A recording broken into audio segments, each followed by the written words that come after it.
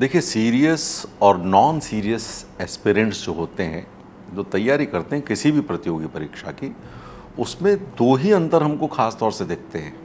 एक डिसिप्लिन का और दूसरा कंसिस्टेंसी का।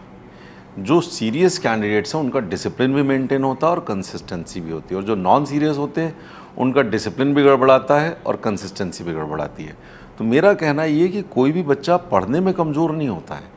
हमने तो ऐसे लोग भी देखे हैं जो 10th 12th ग्रेजुएशन में बहुत अच्छे मार्क्स नहीं थे उनके, बहुत बिलो एवरेज बच्चे थे, लेकिन जब उन्होंने तैयारी शुरू की तो उन्होंने अपने डिसिप्लिन को मेंटेन किया, तब उन्होंने कंसिस्टेंसी को मेंटेन किया और पहली ही बार में वो सिलेक्ट हो गए। ये बहुत बड़ी बात होती है।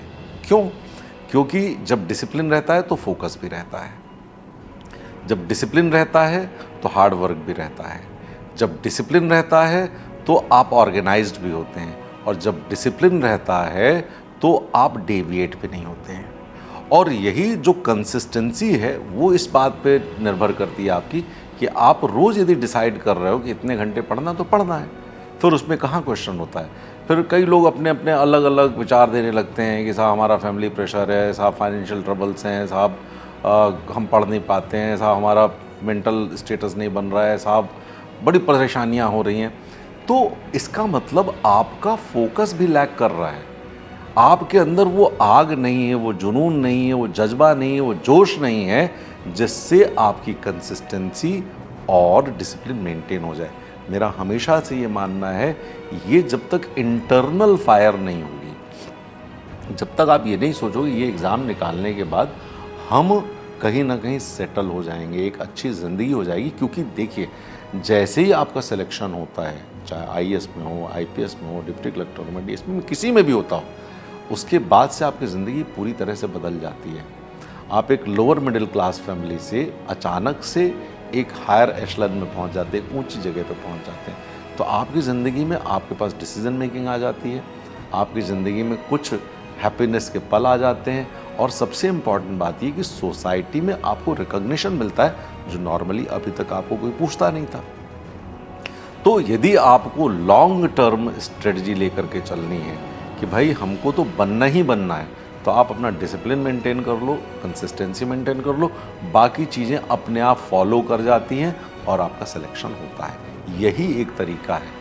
और इसमें आप ये मत सोचिएगा कि आप कमज़ोर हैं, आप मत सोचिएगा कि आपके पास खाने का नहीं है, आपके पास पहनने का नहीं है, आपके पास ओढ़ने का नहीं है। ये सब बेसिक एमिनिटीज़ तो आपके पास है ना भाई।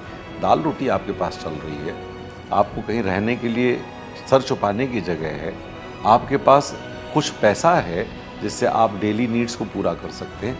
तो इससे ज़्यादा आपको कुछ चाहिए नहीं।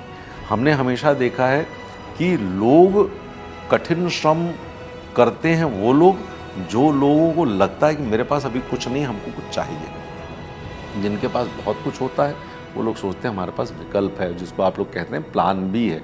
तो प्लान बी तो तभी होता है ना जब आपके पास, आपको खुद ही कॉन्फिडेंस नहीं कि हम कर पाएंगे। आप कंसिस्टेंट नहीं होते हो, आप सोचते हो कि आज ये कर रहे हैं कल दूसरा कर लें। कंसिस्टेंसी नहीं तो गड़बड़ होगा। आप एक एग्ज़ाम के प्रिपरेशन के बजाय 4 एग्ज़ाम के प्रिपरेशन कर रहे हो। आप अपने सवेरे उठने से लेकर के रात तक का रूटीन नहीं देख रहे हो कि आपका डिसिप्लिन क्या है। और आपके डिसिप्लिन में सिर्फ पढ़ने का डिसिप्लिन नहीं है, आपके पढ़ने के डिसिप्लिन के साथ आपके खाने का डिसिप्लिन है, आपकी फिजिकल वेल बीइंग का डिसिप्लिन है, आपके रिलेशंस का डिसिप्लिन है, आपके फैमिली के साथ रिलेशंस का डिसिप्लिन है। और सबसे बड़ी बात यह है कि आपका डिसिप्लिन इस बात पे भी है कि आगे जो क्वेश्चंस आ रहे हैं वो कैसे होंगे, इसके लिए पहले से आप तैयारी करके बैठते हैं, तो आपका डिसिप्लिन भी मेंटेन होता है।